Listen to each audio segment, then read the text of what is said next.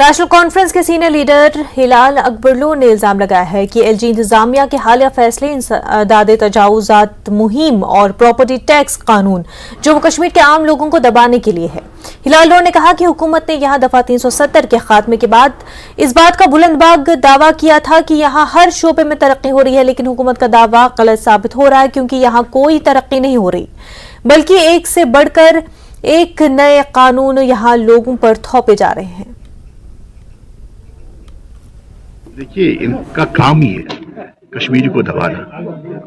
یہ جو encroachment drive یا پراپرٹی ٹیکس کا جو انہوں نے قانون لایا ہے، یہ کشمیری کو دبانا ہے، باقی کچھ نہیں ہے۔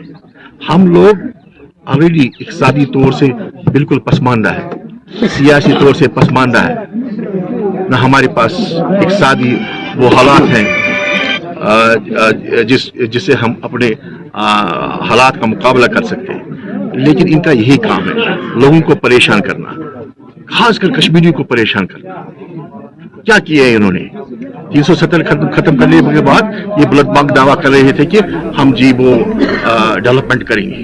کون سی ڈیولپمنٹ؟ نہال پورہ پٹن میں اپنی پارٹی کا کنونشن منعقد کیا گیا۔ اس کنونشن میں اپنی پارٹی کے صدر الطاف بخاری، غلام حسن میر پٹن حلقے کے نامزد امیدوار جاوید اقبال اور دیگر لیڈران موجود رہے۔ کنونشن سے الطاف بخاری، غلام حسن میر اور جاوید اقبال اور دوسرے لیڈران نے خطاب کیا۔ الطاف بخاری نے این سی اور پی ڈی پی کو شدید تنقید کا نشانہ بنایا۔ انہوں نے کہا کہ ان پارٹیوں نے جموں کشمیر کو کافی نقصان پہنچایا۔ انہوں نے الزام لگایا کہ این سی کشمیریوں کی اصل دشمن ہے۔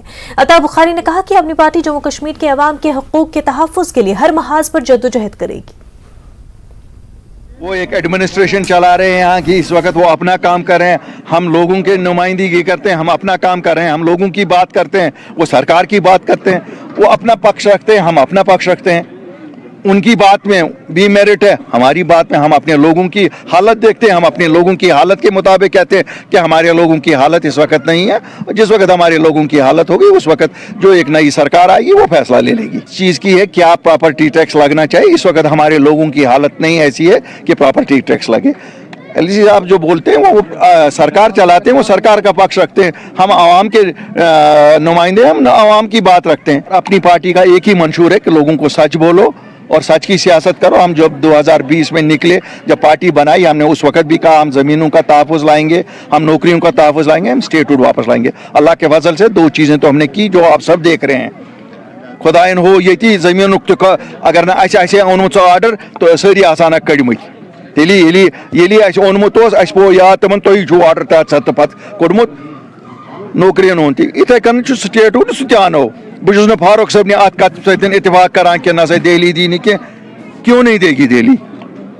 ہم لائیں گے۔ میں آج لوگوں کو وعدہ دیتا ہوں کہ ہمیں سرکار کل ہمارے حق میں ووٹ دیجیے، ہماری سرکار لائے گی اسٹیٹ ہوڈ واپس۔